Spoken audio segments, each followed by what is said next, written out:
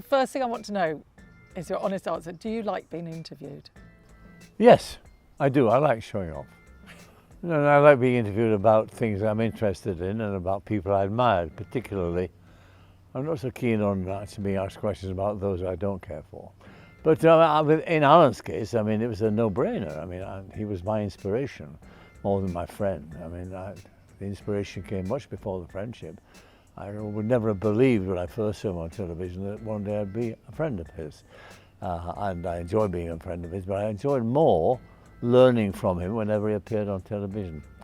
He was the consummate teacher at that particular time of how you actually told a story in good but plain English so that everybody could understand. And he had a direct honesty of delivery and questioning that we could all learn from, and I learned everything from him. Most of all I learned from Wicker were the pauses. It's very clever pauses. He never rushed into a thing. He would give them time to make the mistake or the first move or whatever, and then he pounced. Not pounce, pounce is the wrong word. He never did that, but he would swoop more. And he was the best at that I've ever seen. And he wasn't smarmy. He didn't bend them backwards with compliment, anything.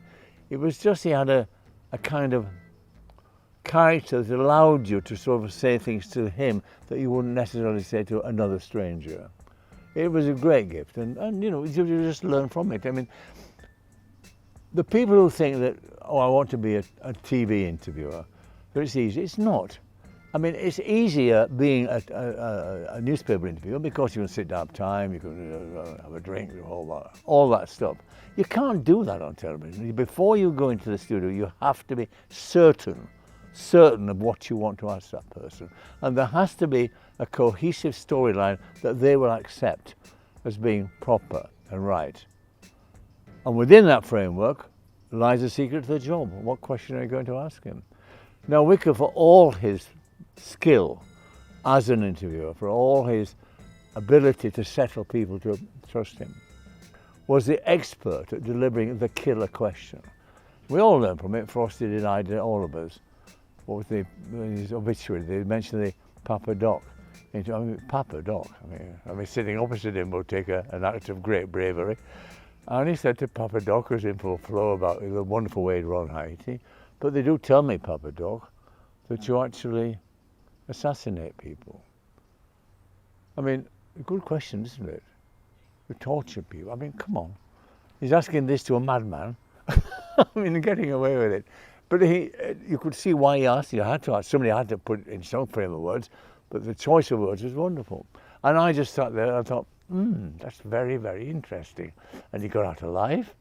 So when you say you sat there, where were you when you were watching this? This would be either at home when I was a print journalist, my various homes I had, or when I started too. I mean, you know, when I started, I very quickly went from Granada to BBC, and I worked for the current affairs department. They're run by Paul Fox, and Alan was around at that time. So you know, we didn't become bosom friends or anything like that until later. But he was the inspiration for all of us, all the young people on the show, you know, and some of the older ones too. I mean, there weren't too many people who would actually say that there wasn't anything you couldn't learn from him. Movement of knowing what the camera could do and what it couldn't do. I mean, it's wonderful to look at. You think, there must have been at least 10 edits. There's no edit at all, not one. So all those things you watch nowadays, that would be done and you never ever remark it.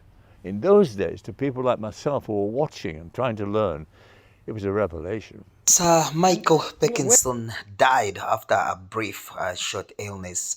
His family made an official statement saying that it is really requesting for maximum privacy in this trying time, and the cause of Sir Micheal Parkinson death has not been made official or released yet, but it is really known that he died at the age of 88. The legendary broadcaster and the British broadcaster died after a short illness. We pray for his soul to rest in peace.